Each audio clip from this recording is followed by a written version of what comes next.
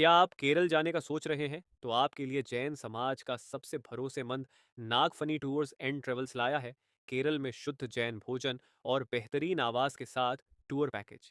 आज ही संपर्क करें भूपेंद्र जैन और महावीर जैन से।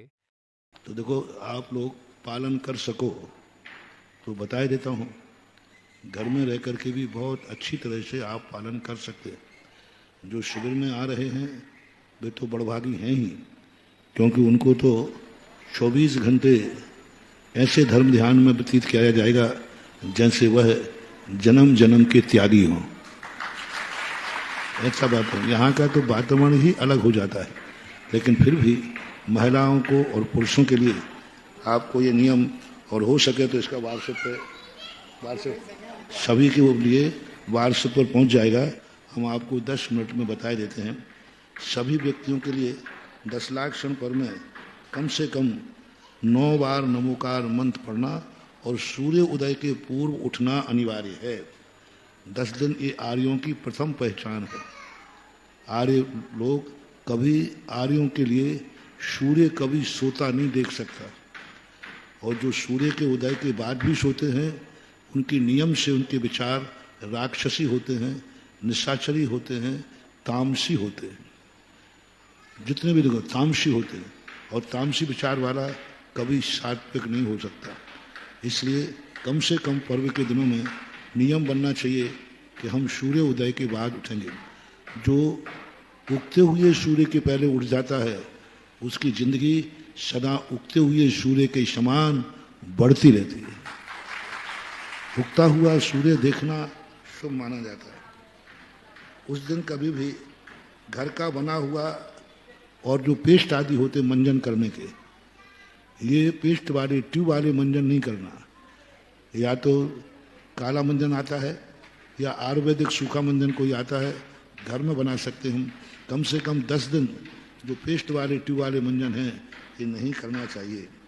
10 दिन कम से कम चाय कॉफ़ी का सेवन नहीं करना। यानी चाय कॉफ़ी सेवन का अर्थ है कि आगे गुटखा, तम्बाकू, सिगरेट इनका तो नाम ही 10 दिन नहीं लेना। चाय कॉफ़ी भी 10 दिन नहीं पीना, क्योंकि ये सब उसी चीज़ें हैं, सब पॉइजन हैं, सब नशे हैं। जो जीवन को जरूरी नहीं हो और नहीं मिलने पर उसकी लत पड़ जाए उसी का नाम है व्यसन। जरूरी है नहीं लेकिन फिर भी तलब लग रही है, उस सबको व्यसन की कोटि में डाल देना चाहिए। बाजार की वस्तु, होटल की कोई भी वस्तु खाना नहीं। होटल की बनी हुई कोई भी वस्तु 10 दिन सेवन नहीं करना चाहिए। कम से कम गुटखा के दीवानों से भी कहना है कम से कम 10 दिन तो इस प्रकार के अभक्ष का त्याग करें। दिन में एकासन करना चाहिए। प्रत्येक व्यक्ति को उपवास करे तो अच्छी बात है, नहीं करे तो 10 दिन के एकासन करना चाहिए। एकासन में यदि आपको तकलीफ है तो शाम को पानी ले लेना चाहिए। इतना भी नहीं बनता है तो 2 बार भोजन करना चाहिए, वो भी बाजार का सब छोड़ करके घर में भोजन करना चाहिए। 10 दिन तक आपको साबुन सोडे का कोई प्रयोग नहीं करना। जिस दिन नहाना है 10 दिन पहले नहा लो। उसके बाद 10 दिन खड़िया मिट्टी से, आजकल मिट्टी की साबुन आती है, उसमें चंदन का पाउडर रखा रहता है, हल्दी रहती है। अब देखना यहाँ हजारों शिवरार्थी 10 दिन तक उसी खड़िया मिट्टी की साबुन से, खड़िया मिट्टी से स्नान करते हैं। देखना उनके शरीर से कोई दुर्गंध नहीं आती, बल्कि साबुन से नहाने वाले खुजली लेकर आते हैं और यहाँ खुजली मिटा के जाते हैं। कितने शिवरार्थियों की दाद खाज यहाँ मिट जाती है। वो खड़िया मिट्टी, चंदन रहता है उसमें, हल्दी रहती है और खड़िया मिट्टी का चूरा आता है, उसका सेवन करें। पहले लोग करते थे साबुन सोडा वस्त्रों को नहीं लगाते थे। वस्त्र आदि पूरे दिन पहले, चौथ के पहले पहले शब्द धो लेते थे, उसके बाद वस्त्र नहीं धुलते थे। तो जो दूसरा कटिंग आदि 10 दिन तक कोई भी बाल नहीं कटाएगा, शेविंग नहीं करेगा। ये पुरानी परंपराएं थी। आज भी 10 दिन तक जितनी तुम्हें दाढ़ी बनाना है, चौथ को बनाना ना, उल्टी बना लेना, सीधी बना लेना और थोड़ी बहुत चमड़ी छील लेना, और क्या करोगे। लेकिन 10 दिन तक कम से कम पर्याय बुद्धि खत्म होना चाहिए। 10 दिन अपने शरीर से कोई राग भाव नहीं रखना चाहिए। उज्ज्वल समंतभद्र महाराज ने तो पर्व के दिनों में स्नान करने तक का निषेध किया है। हम तो मात्र ही कह रहे कि दाढ़ी बाल नहीं बनवाना। 10 दिन तक कोई भी घर में रहने वाले भी जो घरों में रहते हैं वे शेविंग नहीं करेंगे, बाल आदि नहीं बनाएंगे। अपने घर में नलों के पानी का त्याग करें कम से कम। जो बाजार का बिस्लरी का आता है, जो बाजार से पानी आता है नलों में, उसका त्याग करके अपने घर में हैंडपंप का, कुएं का और आरओ का भी ले सकते हैं, लेकिन वो स्वयं के आरओ का हो।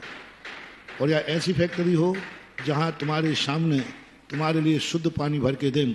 ये महीनों के भरे हुए कैन पता नहीं कब छने हैं, कब भरे गए हैं, इनका सेवन नहीं करना चाहिए। हाँ, बोरिंग का और बोरिंग के अपने पानी को आरओ में डाल के शुद्ध कर सकते हैं। नमोकार मंत्र पढ़कर मौन पूर्वक ही भोजन करना चाहिए। 2 बार भोजन करना, लेकिन मौन पूर्वक करना चाहिए। पर्व के दिनों में घर में 10 दिनों तक कोई भी दुधल की वस्तु का सेवन नहीं करें। दुधल यानी दही छाछ के साथ, दही की कड़ी, बेसन के साथ, दही बड़ा आदि, दही के साथ कोई दाल की वस्तु का सेवन नहीं करें। कम से कम 10 दिन के लिए नियम लें कि हम कितना भी कुछ हो, किसी से राग द्वेष लड़ाई झगड़े नहीं करें। 10 दिन तक हम किसी से, कोई भी किसी भी होगा, हम कभी भी झगड़े के आदि नहीं करेंगे। 10 दिनों में धार्मिक कार्य को छोड़कर अपने हेड क्वार्टर को नहीं छोड़ना। 10 दिन के पहले सब स्थानों से धंधा पानी सब पहले निपटा लो। 10 दिनों के समय अपने नगर से बाहर नहीं जाना। नियम ले लो कि भाई पंचमी से लेकर 14 तक हम नगर से बाहर नहीं जाएंगे। कोई धार्मिक या कोई आपातकाल आ जाए उसकी छूट रख लो कि ऐसी आपातकाल आ जाए जिससे जिंदगी को बचाने और मरने में जीने की बात आ जाए, अथवा कोई धार्मिक अनुष्ठान आ पड़े, वो छूट रख करके 10 दिन तक अपने गांव से, अपने नगर से बाहर नहीं जाना। कोई भी प्रकार का ताश पत्ती, सट्टा जुआ, वायदा, ये कार्य नहीं करना जिसमें हार जीत का सवाल होता है। 10 दिन के लिए वो नहीं करना। 10 दिनों में रेशम की, सिल्क की, चमड़े की कोई भी वस्तु का प्रयोग नहीं करना, क्योंकि चमड़े की वस्तु पहनते ही तुम कितना स्नान करके आओ, तुम अशुद्ध ही हो जाओगे। चमड़े का जूता, चप्पल, बेल्ट पहन लिया तो आप कितनी स्नान कर लो। चमड़े का स्पर्श मात्र से साधु को भी दंड स्नान करना पड़ता है। जो साधु कभी अपवित्र नहीं होते, कभी स्नान नहीं करते, लेकिन संगी पंचेंद्री का चमड़ा, हड्डी का स्पर्श होने पर साधु को भी दंड स्नान करना पड़ता है। इससे सिद्ध होता है हम तो निर्वस्त्र हैं तब भी अशुद्ध हो गए, तुम तो वस्त्रवान हो। यदि चमड़े की कोई वस्तु पहनी है तो आप मंदिर आने के अधिकारी नहीं, महाराज का छूने के अधिकारी नहीं, यहाँ तक कि महाराज का कमंडल भी छूने के अधिकारी नहीं। चमड़े की कोई वस्तु पहना है, रेशमी सिल्क आदि के नहीं पहने हैं। तो 10 दिन तक कोई भी प्रसाधन के साधनों का प्रयोग न करें। लिपस्टिक, चिपस्टिक, नैन पॉलिश, लाली। 10 दिन तो थोड़ा हीरो बनना छोड़ दो। 10 दिन तो कम से कम ओरिजिनल रहो। पर्व के दिनों में भी यदि तुम इस प्रकार के करते हो तो तुम्हें कुरूप नाम कर्म का बंध होता है। मंदिरों में आते हो लोग प्रसाधन के साधन लगाकर, तो 10 दिन कम से कम प्रसाधन के साधन, क्रीम आदि जो हैं, इनका त्याग करें तो बढ़िया। किसी को अश्लील शब्द नहीं बोलना, गाली गलौच नहीं करना। प्रतिदिन 10 लाख क्षण पर्व की जाप घर में जरूर देना। प्रतिदिन किसी एक स्त्रोत का पाठ जरूर करना। भक्तांबर है, कल्याण मंदिर है, एक ही भाव स्त्रोत है, और भी जो है, अपना पूजा पाठ के अलावा एक स्त्रोत 24 घंटे में जरूर पढ़ना। कपड़ों की मर्यादा करना। 24 घंटे के अंदर हमारे पूरे 10 दिन में हम इतने जोड़ी कपड़े से ज़्यादा नहीं पहनेंगे। कपड़े की एक सीमा कर लिया, इससे ज़्यादा हम कपड़े का प्रयोग नहीं करेंगे। हो सके 10 दिन हम धोती दुपट्टा में रहेंगे।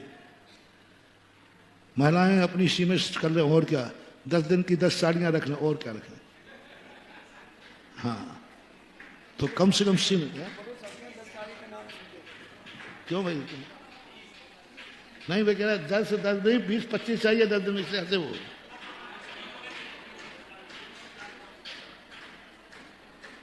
यानी कपड़ों की सीमा कर लेना चाहिए, और जितने भी कपड़े में, धोती दुपट्टा में रहो सबसे अच्छा है। 24 घंटे में 10 लाख क्षण पर में अपने मंदिरों में, अपने नगर में होने वाले सभी कार्यों में उपस्थित रहना। मंदिरों में प्रवचन होते हैं, पूजा पाठ होते हैं, रात्रि में उन सभी कार्यक्रमों में पार्टिसिपेट करना। प्रतिदिन 10 लाख क्षण पर में कोई ना कोई दान जरूर देना। आहार दान, औषधि दान, अभय दान, कोई भी निमित्त से आपको 10 दिन तक कोई ना कोई दान का भाव जरूर करना। किसी भी क्षेत्र में जो आपका क्षेत्र हो, मंदिर में दें, औषधि में दें, अस्पतालों में दें, गरीब मरीजों को दें, गौशाला में दें। 10 दिन दान पूर्वक ही दिन व्यतीत होना चाहिए। 6 आवश्यक जरूर है, प्रतिदिन 6 आवश्यक ग्रस्त को कम से कम पर्व के दिन में करना है। प्रतिदिन भगवान जी का अभिषेक करना है, और अभिषेक करके नहीं, 10 लाख क्षण पर्व में प्रत्येक जैनी को 8 वर्ष से लेकर के जो व्यक्ति अपने हाथ से नहा लेता है उस व्यक्ति को भगवान का अभिषेक भी करना है। और अभिषेक करके कम से कम एक देवसात गुरु की पूजा और एक 10 लाख क्षण की पूजा, ये 2 पूजाएं आपको जरूर करना अनिवार्य है। प्रतिदिन की बात कर रहा हूं, कम से कम 10 दिन भले उसके लिए आपको अभिषेक करें, पूजन करें, आप अपनी अलग से करें, कोई जरूर नहीं कि सबके साथ सामूहिक हो, लेकिन पूजन होना चाहिए। और मंदिर में सुबह ही नहीं, 10 दिन तक शाम को मंदिर में आरती करने के लिए या भक्तांबर आदि पाठ के लिए शाम को भी मंदिर जाना अनिवार्य है। 10 दिन तक किसी से बैर भाव, किसी की निंदा आलोचना नहीं करना। प्रतिदिन शाम को प्रतिक्रमण करेंगे। अगर नहीं कर सकते हैं तो आपको प्रतिदिन प्रत्येक श्रावक को 10 लाख क्षण पर्व में आलोचना पाठ पढ़ना जरूरी है। प्रत्येक व्यक्ति को शाम को सोने के पहले आलोचना पाठ पढ़ना जरूरी है। आलोचना ना बंदों पांचों करूं शुद्ध आलोचना, ऐसा कुछ आता है वो पाठ। वो 24 दिन राज करो शुद्ध आलोचना, शुद्ध करण के काज। बड़ा है, ग्रस्तों का सबसे अच्छा सरल प्रतिक्रमण है वो। प्रतिदिन यदि करते हैं तो अति श्रेष्ठ है, लेकिन 10 लाख क्षण पर में तो आलोचना पाठ पढ़े बिना सोना ही नहीं। प्रतिक्रमण सामूहिक व्यवस्था बना ले महिला पुरुष अपने मंदिरों में, शाम आदि लेकर के सब लोग मंदिर में पहुंचे और सामूहिक प्रतिक्रमण करो अपने अपने मंदिरों में बैठ करके। और सागर के लोग यहाँ पर प्रतिक्रमण कराया जाएगा 4:30 बजे के लगभग, 4:30-5 बजे, 5 बजे प्रतिक्रमण कराया जाएगा। उस प्रतिक्रमण में आप लोगों को भी बैठने की छूट रहेगी। हाँ, लेकिन शिवरार्थियों के पीछे बैठ पाओगे, लेकिन आवाज आपको आएगी। सारे शिवरार्थी हिंदी का प्रतिक्रमण करते हैं।